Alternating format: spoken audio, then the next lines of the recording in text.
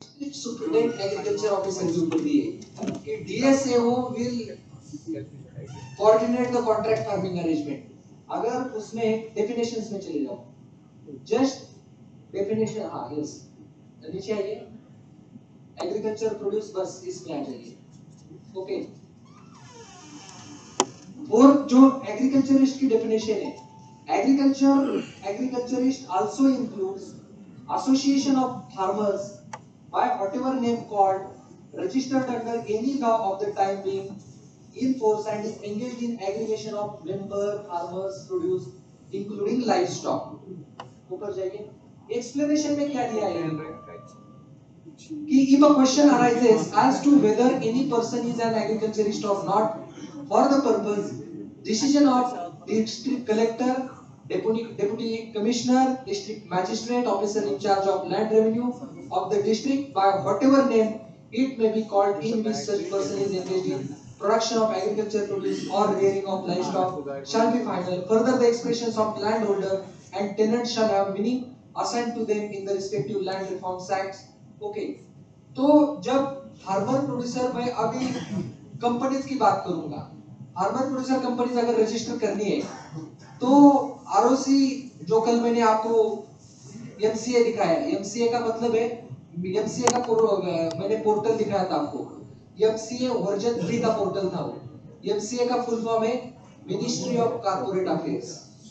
तो ministry of corporate affairs govern करती है कंपनी एक्ट।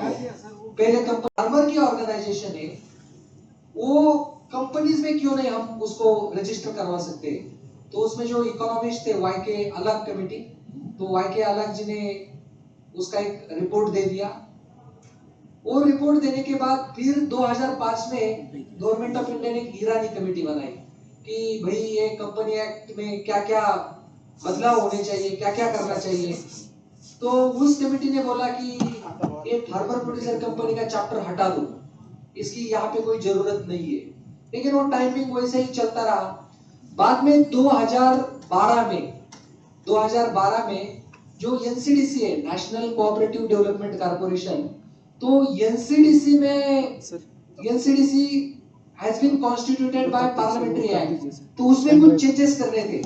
तो उस समय एनसीडीसी अब एक रिफॉर्म्स का एक एक्ट बिल आने वाला था, तो वो बाद में वो पार्लियामेंट्री कमेटी के पास चला गया। तो पार्लियामेंट्री कमेटी का जो रिपोर्ट है, 45th report of parliamentary committee related to NCDC, उसमें आप देखोगे तो ये जिक्र किया है उसमें कि भाई ये फार्मर प्रोड्यूसर कंपनी जो कंपनी एक्ट ये लाया है, उसका जेनेसिस कैसे हुआ है, कॉन्स्टिट्यूट की और ये हमने वैसा बना दिया। तो बात फिर ये चल रही थी कि प्रोड्यूसर कंपनीज को कंपनी एक्ट के दायरे में रखना या नहीं रखना है, क्योंकि जो कल 2-3 दिन पहले भी आपकी जो चर्चा हो गई और जो मैंने आपको कल दिखाया, अब कोई भी डायरेक्टर बनता है प्रोड्यूसर एनी कंपनी का, तो उसको एक दिन नंबर असाइन होता है, जैसे हमारा पैन नंबर है। तो ये जो शुरुआत है बहुत नेसेंट स्टेज थी। आज हमें लगता है कि यार डील लेना बहुत डिफिकल्ट है, पैन लेके आओ, ये करके आओ, लेकिन यू विल नॉट बिलीव 2008 में ये सारा रिफॉर्म्स डिजिटलाइजेशन का कंपनीज में शुरू हुआ था। एंड द पर्सन जिसको दिन नंबर 0001 मिला था वो थे रतन टाटा सर। तो ये बहुत नेसेंट स्टेज थी। आज फॉर एग्जांपल मेरा दिन नंबर है 65,000 कुछ तो है, तो आज सारे आप कोई भी डायरेक्टर का दिन देखोगे तो पर्संस जिनको दिन एलोकेट किया है वो लगभग 1.5 लाख के लगभग पूरे देश में लोग होंगे। हमारी पॉपुलेशन कितनी है, कंपनी के डायरेक्टर बनने के एलिजिबल लोग कितने हैं। तो डिजिटलाइजेशन जो है वो इस सारे प्रोसेस में लाने की एक कोशिश थी कंपनी एक्ट के अंदर।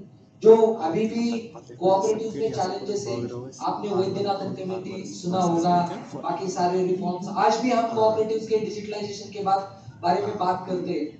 फिर ये प्रोड्यूसर कंपनी मूवमेंट थोड़ा सा गवर्नमेंट ऑफ इंडिया को लगा कि यार कुछ तो इसमें हो जाएगा, तो कोविड के टाइम्स में एक कंपनी अमेंडमेंट एक्ट 2020 आ गया, जो मैंने कल यहाँ पे डिस्प्ले किया था। तो सेम जो चैप्टर था कंपनी एक्ट 1956 था, 2013 में वो बदल गया, कंपनी एक्ट 2013 हम बोलने लगे। लेकिन प्रोड्यूसर कंपनी के बारे में इतना ही कहा गया कि जो प्रीवियस 465 1956 के एक्ट में जो चैप्टर था वो वैसे रहेगा। उसको पार्ट 9 बोलते थे, पार्ट 9 कंपनी थी, तो वैसी रह गई थी। तो उसके बाद 2020 में सरकार को लगा कि नहीं, ये प्रोड्यूसर कंपनी ये सारा बन रहा है, दैट इज गुड मूवमेंट, और इनको कंपनी एक्ट के दायरे में भी रखना चाहिए। एंड उसके चलते फार्मर प्रोड्यूसर कंपनीज अभी अमेंडमेंट एक्ट के हिसाब से 2020 एक्ट में उन्होंने इनकॉर्पोरेट कर लिया है। और सेक्शन 378 अब कंपनी अमेंडमेंट एक्ट का जो सेक्शन है 378, तो उस 378 सेक्शन के अंदर प्रोड्यूसर कंपनी का पूरा डिटेल्स दिया है। तो प्रोड्यूसर कंपनी का मेरी एक आपको रिक्वेस्ट है कि चाहे कोऑपरेटिव एक्ट हो या प्रोड्यूसर कंपनी एक्ट हो, एक 15-20 पेजेस का डॉक्यूमेंट है, तो हमें लाइन टू लाइन एक दो बार उसको रिव्यू करना चाहिए। रिव्यू इसलिए करना चाहिए, रूल ऑफ द गेम जो क्वेश्चंस आपके दिमाग में भी है, सारे क्वेश्चंस के आंसर्स आपको वहीं पे मिलने वाले हैं। तो मुझे लगता है कि ये एक हमने कल लीगल फ्रेमवर्क समझने की कोशिश की थी।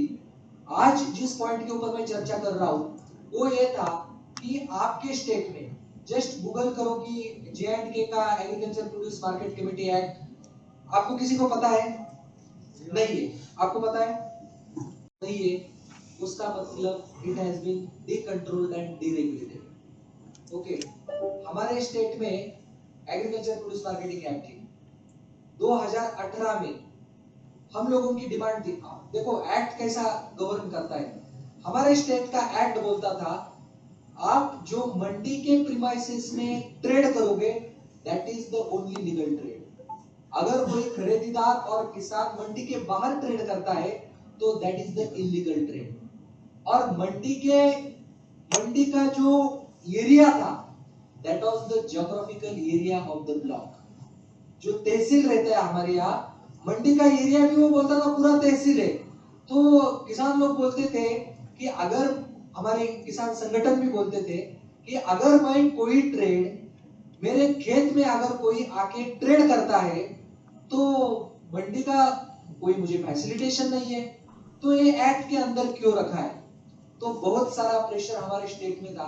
फिर 2018 में सरकार ने डिसीजन ले लिया कि हम फ्रूट्स एंड वेजिटेबल्स को डीकंट्रोल करेंगे, डीरेगुलेट करेंगे, उसको निकाल देंगे एपीएमसी एक्ट से। उसका ऑब्जेक्टिव ये था कि जो आज हम चर्चा करेंगे वैल्यू चेन और सप्लाई चेन की जो चर्चा करेंगे, कि value chain and supply chain of both non perishable commodities वो इतनी डेलिकेट है कि फॉर एग्जांपल हमारे यहाँ ग्रेप होता है, बाय डिफॉल्ट ग्रेप का ट्रेड जो है, कोई बागवान आते थे सीधा किसान के पास जाते थे, वहीं पे वो हार्वेस्टिंग होता था, हार्वेस्टिंग होके उसको पैक करके बॉक्स पैकिंग करके सीधा वो लेके जाते थे। अगर लॉजिक ये था कि वही कमोडिटी अगर हम मंडी में लेके आते, हैंडलिंग होता है, फिर लोडिंग अनलोडिंग होता है और हैंडलिंग हो जाएगा, जो क्वालिटी ऑफ द कमोडिटी है, एक बार ट्रक में चढ़ाओ फिर उतराओ फिर ट्रक में चढ़ाओ, तो उसकी क्वालिटी डिटोरेट होती जाएगी। तो J&K का कुछ मिल रहा है आपको, वो देखो just for understanding all the people. तो उसमें हम लोग कुछ कर सकते हैं क्या? तो अभी जो आपका एक प्रिलिमिनरी डिस्कशन से सामने आ रहा है, rule of the game is up to you people. अगर कोई लेजिस्लेटिव फ्रेमवर्क गवर्न नहीं कर रहा है, and that is good thing, क्योंकि आज हमारी दिक्कतें ये है हमारे स्टेट में, we are handling cereals and pulses, वो डीकंट्रोल भी नहीं है, डीरेगुलेटेड भी नहीं है। तो अगर हम एफटीसी लेवल पे कुछ हमें काम करना है तो हमें एक डायरेक्ट मार्केटिंग लाइसेंस देना शुरू कर दिया हमारे स्टेट में कि एक आपको डीएमएल लाइसेंस रहेगा, और direct marketing you can operate procurement centre out of the Mandi areas. वहां पे आप प्रोक्योरमेंट सेंटर जो आपने एप्पल का कल बात की थी वैसा प्रोक्योरमेंट सेंटर शुरू कर सकते हैं, बट आपको डायरेक्ट मार्केटिंग का लाइसेंस लेना पड़ेगा and you have to update आपने कितना ट्रेड किया है वो आपको पोर्टल पे देना पड़ेगा। एंड अपार्ट फ्रॉम दैट जो प्रोक्योरमेंट वैल्यू है उसके ऊपर आपको 1% सेल्स भी एग्रीमेंट करना पड़ेगा। अगर मैं 1 करोड़ का एनुअल प्रोक्योरमेंट वैल्यू है मेरी, तो 1 करोड़ का 1% हुआ 1 लाख रुपए। तो 1 लाख रुपए मुझे मंडी में मंडी टैक्स के तौर पे देना पड़ेगा। तो अब बात ये चल रही है यार मंडी तो मुझे कोई फैसिलिटेशन नहीं दे रही। एक तो सीरियल पल्सेस का ट्रेड जैसे किसी ने कल बात की 2-3% के ऊपर ही उसका ट्रेड होता है और 2-3% के ऊपर ट्रेड होने के बावजूद अगर 1% इफ आई एम मैं किसी को दे रहा हूं तो वो तो थोड़ा सा एक चैलेंजिंग चीज है। तो हाँ तो स्पेसिफिकली अभी जो स्क्रीन पे दिख रहा है Jammu and Kashmir state agriculture produce marketing regulation act 1997। तो आप लोगों ने बोला था ऐसा कोई एक्ट नहीं है 2019 से। ओके तो वो भी कुछ है तो जस्ट कुछ डॉक्यूमेंट है तो दिखाइए आप जस्ट फॉर अंडरस्टैंडिंग ये रहने दो ये डॉक्यूमेंट है क्या जम्मू एंड कश्मीर से होता है कि एक्ट होता है एक्ट को एपीएमसी को मॉडरेट कोऑर्डिनेट करने की जवाबदारी स्टेट एग्रीकल्चर मार्केटिंग बोर्ड के ऊपर दी है जो आपने जैसे कहा एंड दैट बोर्ड को एक मैनेजिंग डायरेक्टर होता है एंड वो सारे मंडीज के साथ अभी जो था वही डॉक्यूमेंट ये कर दो। हाँ थोड़ा सा ये कर लो स्क्रॉल कर दो act to provide for the better regulation of marketing of agriculture produce and establishment of proper क्या है एडमिनिस्ट्रेशन और मार्केट्स और agriculture produce and matters connected herewith. Okay तो डेफिनेशन में जाओ और 10 डेफिनेशन ठीक है थोड़ा थोड़ा स्लोली कर लो नहीं तो अदरवाइज जल्दी देखो एग्रीकल्चर प्रोड्यूस की कल हमारा बात हो गया कि ये बजाय कोई रेडी नहीं हो सकता। तो जब हम एग्री बिजनेस की बात करते हैं रिफॉर्म्स की अगर हम लोग बात करते तो इन लोगों को हम वैल्यू चेन स्टेक होल्डर्स कहते हैं। हर एक का अपना अपना रोल सारे इकोसिस्टम में रोल है। अब ये जो कमीशन एजेंट है कमीशन एजेंट और arhtiya means a person who is ordinary course of business makes or offers to make purchase or sale of agriculture produce on behalf of the seller or purchaser of agriculture produce within or outside the market area or keeps it in his custody and controls it during the process or of its sale or purchase and collects payment thereof for the commission or artiya। Yeah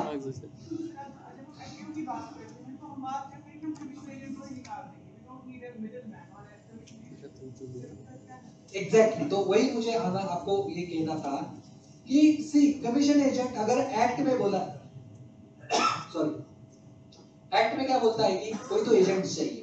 agent का मतलब क्या है broker है। Different हम अगर terminology consider करते हैं broker क्या करता है broker is the person which is providing platform for buyer and seller। आपका तो डेफिनेशन बहुत क्लियर है हमारा डेफिनेशन भी कमीशन एजेंट का इतना क्लियर नहीं है। आपके डेफिनेशन में ये भी लिखा है कि commission agent keeps the custody of the commodity also during the process of sale and purchase. तो कमीशन एजेंट का जो रोल है और आपने जो कहा एफपीओ है तो मार्केट लिंकेजेस में सप्लाई चेन में हमें कल हमने जो बात की we have to replace the middleman.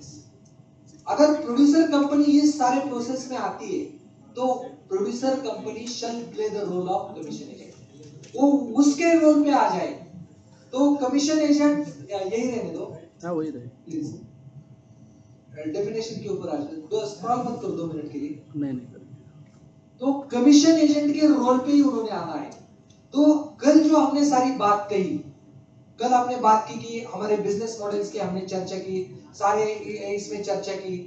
तो फंडामेंटली अगर प्रोड्यूसर कंपनी एक एसोसिएशन है मेंबर फार्मर्स का और हमें मार्केट लिंकेजेस प्रोवाइड करने हैं तो हमें कमीशन एजेंट के रोल पे प्रोड्यूसर कंपनी को आना है शुरुआत के दिन। देखो एजेंट का मतलब क्या होता है कोई एजेंट का मतलब बताएंगे what is mean by agent. Facilitator होता है और सेलर एंड बायर के बीच का ब्रिज होता है और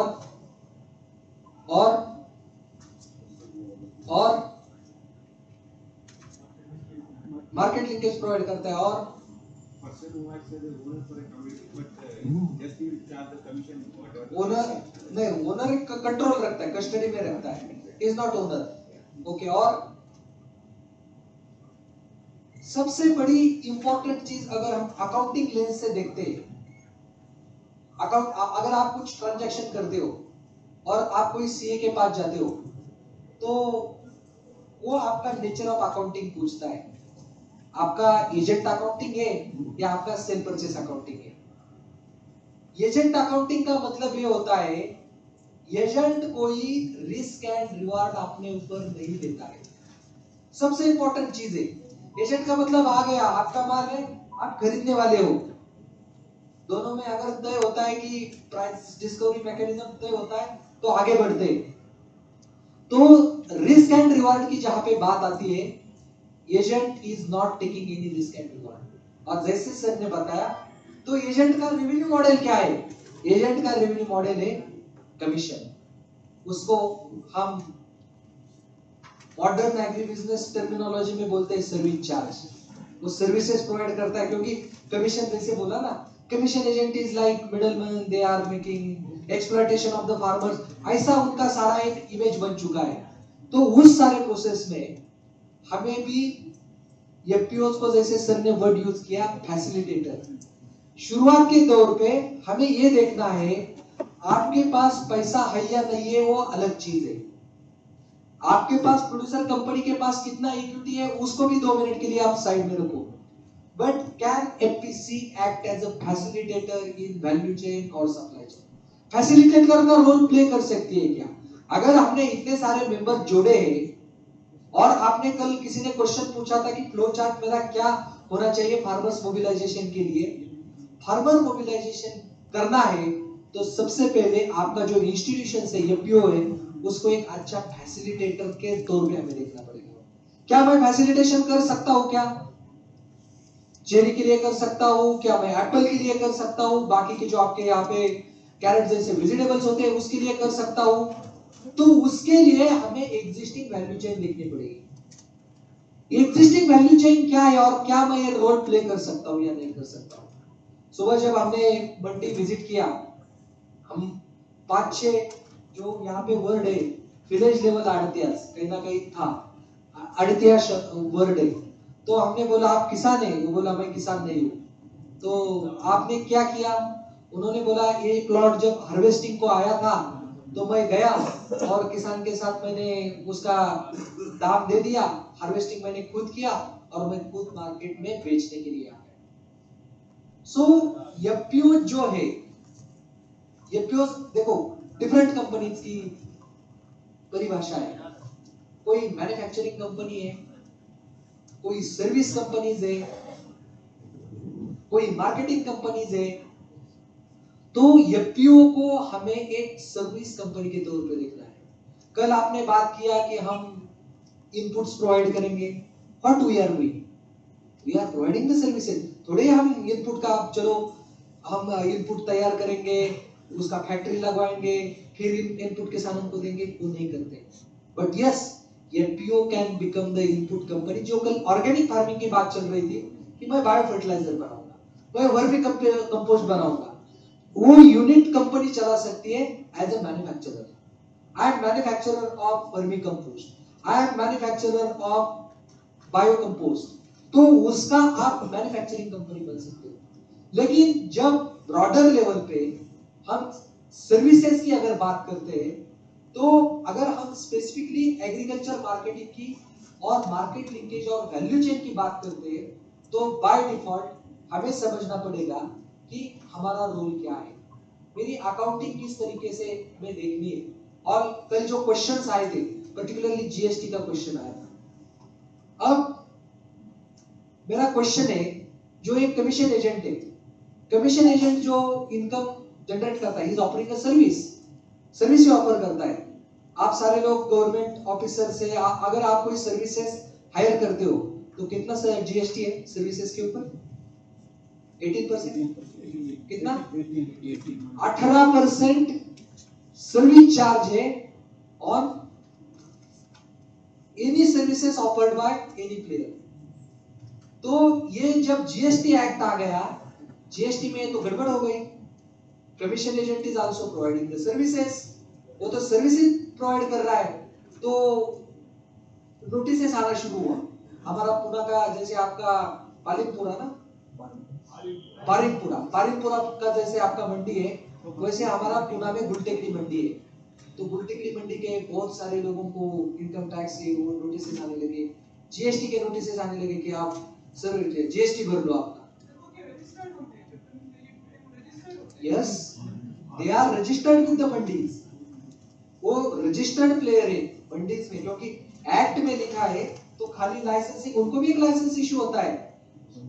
अगर आप एक्ट के अंदर आते हो, तो मेरा कहने का मतलब वही था, मुझे कोई मंडी में ट्रेड करना है तो mandi is played by some value chain stakeholders, different जो स्टेक होल्डर्स है वो क्रुशियल रोल उसमें प्ले करते हैं। तो मंडी इज द रेगुलेटर। उसके बाद मंडी जिनको लाइसेंसेस देती है, मंडी लाइसेंसेस देती है कमीशन एजेंट्स को, और मंडी लाइसेंसेस देती है बायर्स को। किसान है, किसान को कोई लाइसेंस लेने की जरूरत नहीं है, kisan can come into the market and he can sell his commodity. Mandi का गठन क्यों हुआ था, आपका थोड़ा सा और हम रिव्यू करेंगे इन बिटवीन में। Mandi is acting as a facilitator ही है, वो जमीन देता है, वो कमीशन एजेंट्स को लाइसेंसेस देके he is creating the marketing ecosystem, और वो इकोसिस्टम को रेगुलेट करने की जिम्मेदारी एपीएमसी की होती है। वहां पर मेंटेनेंस हो, वहां पर क्लीननेस हो, बाकी का सारा काम है जो एपीएमसी मार्केट करता है। एंड एपीएमसी मार्केट का रिव्यू ये होता है कि दे आर गेटिंग 1% हमारे स्टेट में सेस मिलता है। तो हमारी पुणे मंडी है, पुणे मंडी का जो सेस का इनकम है, सेस का इनकम उस मंडी का लगभग 50 करोड़ का सेस का इनकम, 1% अगर उसका 50 करोड़ का इनकम है, तो ट्रांजैक्शन कितना हुआ एग्रीकल्चर प्रोड्यूस का पर ईयर का 5000 करोड़। देखो 5000 करोड़ के एग्रीकल्चर प्रोड्यूस का मार्केटिंग का फैसिलिटेशन वो मंडी करती है, and they are getting 1% service charge,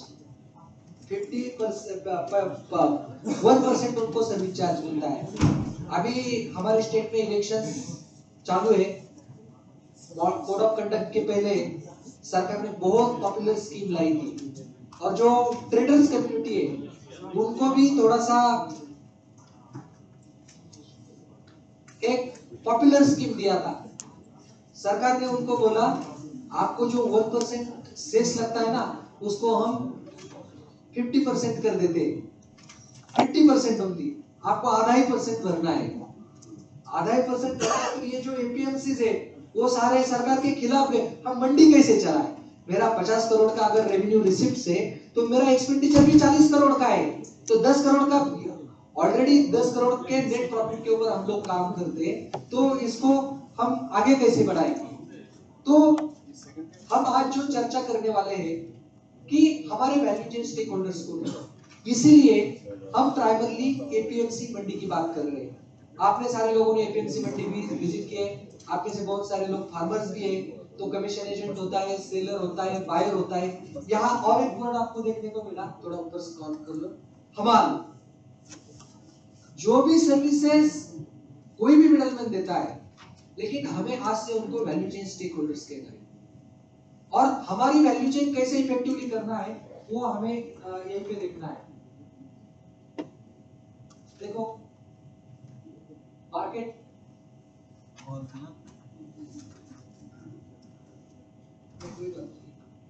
देखो market media, market charges include charges on account और in respect of commission, brokerage, weighing, cleaning, grading, packing, हवाली। मैं आपको इसलिए बता रहा हूं ये चीजें कि अगर हम लोग मंडी में जाते हैं, आपके मंडी में 6% कमीशन लिया जाता है from the seller, the buyer. जो मैं सेलर से भी, मैं किसान हूं, किसान अपना माल भी बेचने के लिए गया तो 6% कमीशन के ऊपर बिजनेस करते हैं। कितना? 16% फॉर विच कमोडिटी? हाँ करते होंगे, 16% भी देते होंगे, 8%। यहाँ के मंडी में 6% है, 6% है। देखो हम ये बात क्यों कर रहे हैं, 6%, 5%, 16%, 18%, तो 6% में वो क्या सर्विसेज हमें ऑफर करता है? उसका काम तो खाली इतना नहीं है कि चलो आपकी कमोडिटी है और ये सेलर है, ये बायर है, मैं कमीशन एजेंट बीच में खड़ा हूं और मैंने बोला चलो इनकी कमोडिटी लेके जाओ। लेकिन जो वैल्यू चेन एक्टिविटीज है, सप्लाई चेन एक्टिविटीज है, जो ऑपरेशंस उसमें इंक्लूड होते हैं, वो है ऑपरेशंस है। वहीं पे आता है वेइंग। आपके कमोडिटी का एक्यूरेट वेइंग होना चाहिए। वेइंग की जिम्मेदारी एजेंट्स की है और साइमल्टेनियसली मंडी की भी है। हमने यहाँ पे तो नहीं देखा, हमारे यहाँ क्या होता है कि मंडी का भी बंदा रहता है, आपका वेइंग एक्यूरेट हो रहा है या नहीं हो रहा है, तो उसका इंश्योर करने की जवाबदारी भी मंडी लेती है। मंडी भी अपना रिसीट बनवाती है, वेइंग कितना हुआ इसका, क्योंकि मंडी का भी फायदा है ना। अगर ट्रेडर रॉन्ग इंफॉर्मेशन प्रोवाइड करता है, क्या रेट पे क्या उसका ऑक्शन हुआ है, उसका रेट अगर उसको भी पता नहीं है तो उनको भी सेस नहीं मिलेगा प्रॉपरली। तो इसके चलते मंडी की भी जिम्मेदारी रहती है, उससे ट्रांसपेरेंसी भी आती है। मंडी के अपने खुद के वे में होते हैं, जो जब कमोडिटी आती है, जब पेमेंट होता है, ट्रेडर जो कमीशन एजेंट है वो तो पे करेगा, बट साइमल्टेनियसली मंडी वाले लोग भी उसको वेरीफाई करते हैं, वजन सही है या नहीं है, तो वेइंग के सर्विसेज प्रोवाइड करते हैं। ग्रेडिंग एंड पैकिंग की सर्विसेज, अभी जो बात की आपने 18% कौन से शोपियान मंडी, हाँ सुपर मंडी में, वहीं पे जो 18% कमीशन है, तो हो सकता है वहीं पे आ जाइए सर, इधर आ जाइए, करिए। तो हो सकता है कि ज्यादा सर्विसेज ऑफर करते होंगे, जैसे पैकेजिंग मटेरियल भी वो प्रोवाइड करते होंगे। अब इस मंडी की अगर बात करेंगे तो किसान ही एप्पल बॉक्सेस में लेके आता है, तो he is reducing the supply chain cost. वो क्या करता है, सीधा स्टैंडर्ड पैकेजिंग मटेरियल में अपना कमोडिटी डाल के लेके आता है। यहाँ फिर ग्रेडिंग सॉर्टिंग करने की बात नहीं है, ग्रेडिंग सॉर्टिंग भी अपने लेवल पे फार्मर करके लेके आता है और मंडी में बेचता है। तो 6% में जो रेट जाएगा उससे यहाँ के कमीशन एजेंट का कोई ज्यादा रोल नहीं। लेकिन जब हम पोमोग्रेनेट की महाराष्ट्र में बात करते हैं, आई एम आल्सो फार्मर, और जब हम पोमोग्रेनेट हम तो इतना सारा पढ़ते देखते सीखते, और जब हम भी ग्रेडिंग करके लेके मार्केट में चले जाते तो वो कमीशन एजेंट भरोसा नहीं करता है, वो बोलता है मैं फिर से ग्रेडिंग कराऊंगा। ग्रेडिंग का वो चार्जेस भी लेता है, पर ग्रेड उसका चार्जेस होता है लगभग 40-50 रुपए वो चार्जेस लेता है। अगर मैं 100 कैरेट लेके आ गया तो 50 रुपए से कितना हुआ, 5000, मेरी कॉस्टिंग बढ़ती है। हम उसको बोलते हैं कि भैया हमने तो ग्रेडिंग किया है, आप ऐसे में जो वो बोलता है नहीं। तो ये जो कल जो एक बात सामने आई थी ट्रस्ट डेफिसिट की, ट्रस्ट डेफिसिट क्या है, commission agent is the person who is also ensuring the quality of the, वो बायर को इंश्योर करता है कि उसकी ये क्वालिटी है। तो ये अगर उसको इंश्योर करना है तो यहाँ पे जो सर्विसेज बोला है, ग्रेडिंग, पैकिंग, एग्जैक्टली अब यही क्वेश्चन था, विलेज लेवल पे आप लोग कैसे कर पाओगे? तो विलेज लेवल पे काम करना है, पहली चीज आपने लीगल प्लेटफॉर्म बनाया है, एफपीओ आप लोगों ने बनाई है। जो एफपीओ देखो, कोई इंडिविजुअल किसान है वेइंग ब्रिज और ये फैसिलिटी खुद तो नहीं रखता है, पैकेजिंग मटेरियल चलो एप्पल के फार्मर से तो वो रख सकते हैं, पैकेजिंग मटेरियल है, वेरी बैग्स है, वो कोई इंडिविजुअल किसान तो नहीं लेके आता है। तो एफपीओ अगर सारा जो वैल्यू चेन, वैल्यू एडिशन के लिए बेसिक प्राइमरी वैल्यू एडिशन के लिए जो सर्विसेज लगते हैं, जो मटेरियल लगते हैं, वो अगर एफपीओ लेके आता है और एफपीओ ऑफर करता है कि भाई आप लोग, आपको क्या चाहिए, आपकी कमोडिटी बेचनी है, आपको पुणे मंडी में जाके क्या रेट मिलता है, 100 रुपए पर केजी मिलता है, ओके। मैं अगर अपने ही गांव में आपको 95 रुपीज दे रहा हूं तो आपको क्या दिक्कत है?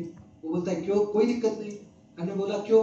वो बोलता है 100 रुपए मिलता है, लेकिन 100 रुपए में मेरी 20 रुपए मेरी कॉस्ट है, मेरी ट्रांसपोर्टेशन कॉस्ट है, बाकी का मेरा टाइम चला जाता है और कॉस्ट है। तो हमें 5 रुपए मार्केट से कम देके उसको हम एक प्राइस डिस्कवरी मॉडल के ऊपर आ जाते हैं। तो वी नीड टू ऑफर एक प्रोडक्ट, हमें ऑफर करना पड़ेगा किसानों को। उसका कौन से प्रोडक्ट के ऊपर हम काम कर रहे हैं? मान के चलो हम एप्पल के ऊपर काम कर रहे हैं, क्या हमारी एफपीओ प्राइस डिस्कवरी कर सकती है? कर सकती है। कब कर सकती है? जब हमारे पास फॉरवर्ड लिंकेज है। आगे वाला कोई अगर हमारे पास खरीदने वाला है तभी हम उसका प्राइस निकालते हैं। हमारे यहाँ सोयाबीन का मॉडल होता है। सोयाबीन के प्राइसेस तो you will not believe, soybean के प्राइसेस इंटरनेशनल मार्केट के हिसाब से चलते हैं। सीबॉट का ट्रेड जब खुलता है ना, किसान आज ये मोबाइल के चलते इतना स्मार्ट हुआ है, वो कमीशन एजेंट को जाके बोलता है भाई देखो सीबॉट का रेट ऊपर नीचे हुआ है, हमारे यहाँ क्यों इम्पैक्ट नहीं हुआ है? हमारे यहाँ फ्यूचर ट्रेडिंग को रेफरेंस लेके किसान आपका अपना माल बेचता है। तो जो मार्केट इंफॉर्मेशन है, प्राइस डिस्कवरी है, डिफरेंट डिफरेंट कमोडिटी का डिफरेंट डिफरेंट एस्पेक्ट है। जैसे आपने कहा सोयाबीन के प्राइसेस इंटरनेशनल मार्केट के हिसाब से चलते हैं, फ्यूचर ट्रेडिंग के हिसाब से चलते हैं। इन्फ्लेशन बढ़ने लगा तो सरकार ने बोला कि नहीं, फ्यूचर ट्रेडिंग को हम बंद कर देते हैं, फ्यूचर ट्रेडिंग नहीं होगी। तब क्या मैकेनिज्म हुआ? हमारे महाराष्ट्र में लगभग 70 सॉल्वेंट एक्सट्रैक्शन प्लांट्स, 70 प्लांट से। तो हर एक प्लांट क्या करता है, अपना रेट निकालता है कि मैं 4000 रुपए खरीदूंगा, कोई बोलता है 4200 रुपए खरीदूंगा, बेस्ड ऑन देयर लोकेशन। किसी का लोकेशन X है, किसी का लोकेशन Y है, किसी का Z लोकेशन से। तो जो प्राइस डिस्कवरी होती है, प्राइस डिस्कवरी मुझे लगता है पुणे में मुझे अच्छे प्राइसेस मिलेंगे, लेकिन पुणे से 50 किलोमीटर पहले ही कोई मंडी है, तो मुझे रेट कम ऑफर करेगा, because he is also calculating the value chain cost related to transportation. तो हम लोगों को भी अगर हमारे हाथ में फ्यूचर का कोई फॉरवर्ड ट्रेडिंग पार्टनर हमारे साथ में, वो अगर हमें रेट बोलता है कि चलो आप मुझे 10 मेट्रिक टन सोयाबीन दे दो और 10 मेट्रिक टन एप्पल दे दो, मैं आपको 10 मेट्रिक टन की ऑफर प्राइस करता हूँ 100 रुपए पर केजी की ऑफर करता हूँ। तो आपने जोड़ना चाहिए कि मेरी कॉस्ट क्या है, मेरे इस लोकेशन से कितना मुझे कॉस्ट लगेगी, मेरा सर्विस चार्ज कितना होगा। ये सारा मोटा मोटा अगर 4-5% आपस में मत डिस्कस करो, 4-5% कॉस्ट आप डिस्कस करके आप बोल सकते हो कि मुझे कोई 100 रुपए पर केजी पे दे रहा है, तो क्यों ना मैं 90 रुपए पे खरीद उसका माल खरीद लूं, क्योंकि उसको भी जो कॉस्ट लगने वाली है। तो आपको एफपीओ को, जो मैंने कहा, एफपीओ को प्राइस डिस्कवरी रोल में भी आना है। आपने जो क्वेश्चन पूछा, अगर हम प्राइस डिस्कवरी रोल में भी आ जाते, किसानों को आप बोलते कि इस रेट पे आपका हम माल खरीदने वाले, तो प्राइस डिस्कवरी आप देते हो, तो आगे का आपका क्वेश्चन आएगा पैसा कब देना है। कल बात हो गई तो उसका एक टर्म एंड कंडीशंस आप डिफाइन कर लो कि हम 7 दिन में देंगे, 10 दिन में दे देंगे, वो आप डिफाइन कर लो। फिर जो मैंने कुछ मैकेनिज्म बताया, तो ये जो सारे टर्म एंड कंडीशंस है, that will be subject to value chain stakeholders. आपके वैल्यू चेन स्टेक होल्डर्स कौन है, और आप बैकवर्ड में काम कर रहे हो, फॉरवर्ड में काम कर रहे हो। अब 2 कंडीशंस देखो, आप अगर एफपीओ है, आप किसान, आप उसका माल आपसे बेचता है, तब वो बोलता है आप मुझे पैसा कब दोगे। और अगर आप इनपुट का शॉप चलाते हो, कस्टम हायरिंग सेंटर चलाते हो, तब आप उसको पूछते हो कि तू मेरा पैसा कब देने वाला है। तो ये जो रेफरेंस है, पेमेंट के टर्म एंड कंडीशन का रेफरेंस है, वो हमेशा चेंज होता रहता है।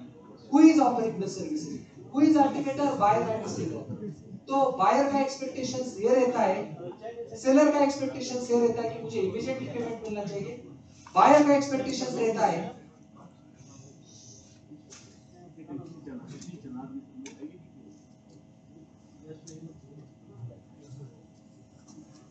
एक छोटा सा रूल हम करते हैं अभी, जिनको फोन के ऊपर बात करनी है, तो नहीं, बाहर तो नहीं जाना है, तो बात तो इधर ही करनी है, लेकिन वो हमें समझाएंगे कोई कमोडिटी की वैल्यू चेन, जो उनको लगता है कि इस कमोडिटी के बारे में है, तो हम उनसे समझाएंगे।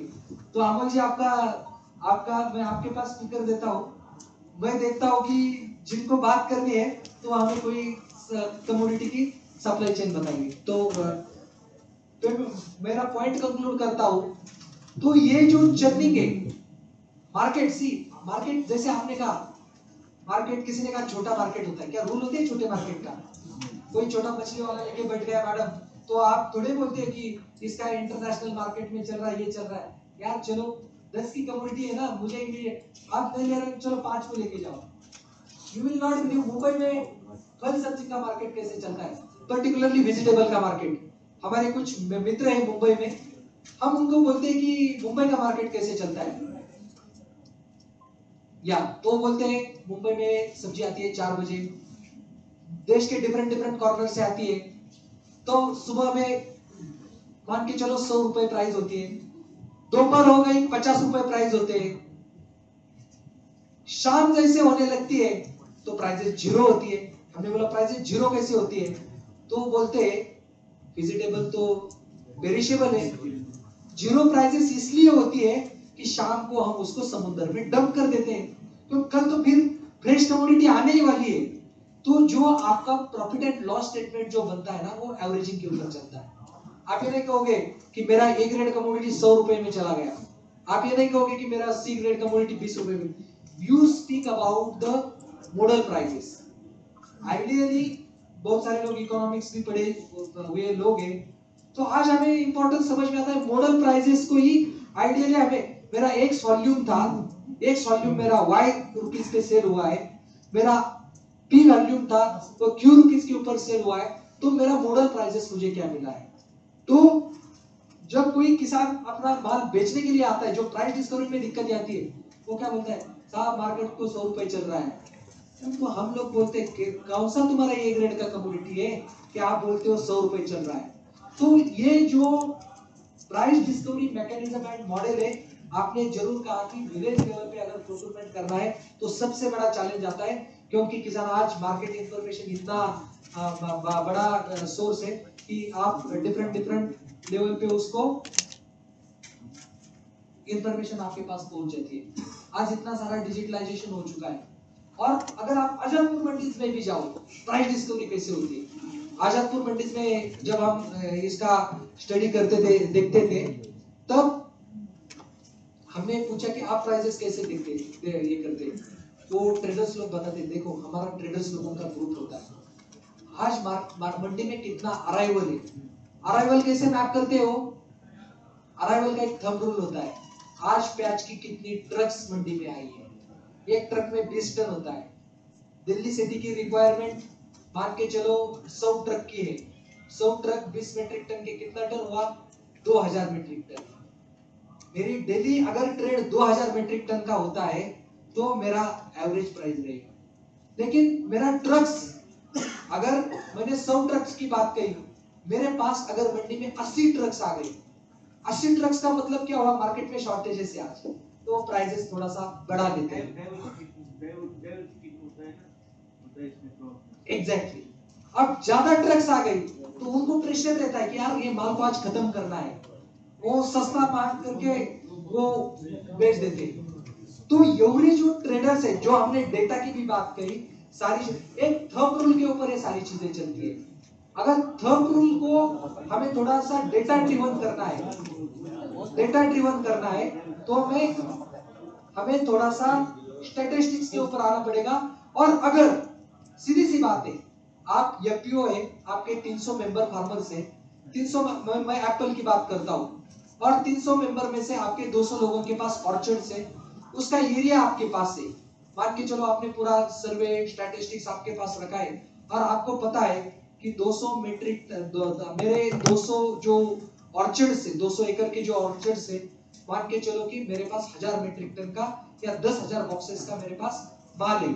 ये कब मुझे पता चलेगा, जब मेरे पास मेरे मेंबर्स का प्रोफाइलिंग होगा, मेरे मेंबर्स का मेरे पास डेटाबेस होगा, स्टैटिस्टिक्स होगा, तब मैं कोई फॉरवर्ड लिंकेज प्लेयर है, मैं क्या बोलूंगा इस सीजन में मैं आपको 10,000 में मान के चलो किसान अपने लेवल पे कुछ बेचेगा ये करे, लेकिन मैं 5,000 बॉक्सेस आपको पक्का देने वाला हूं।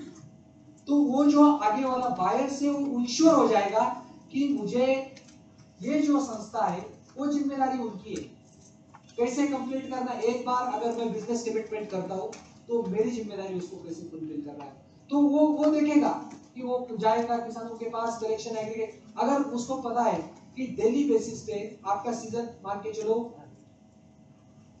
50 दिन का सीजन है, तो मुझे पता है कि मुझे 5,000 पेटी का कमिटमेंट कंप्लीट करना है, तो डेली मुझे 100 पेटी तो आनी चाहिए।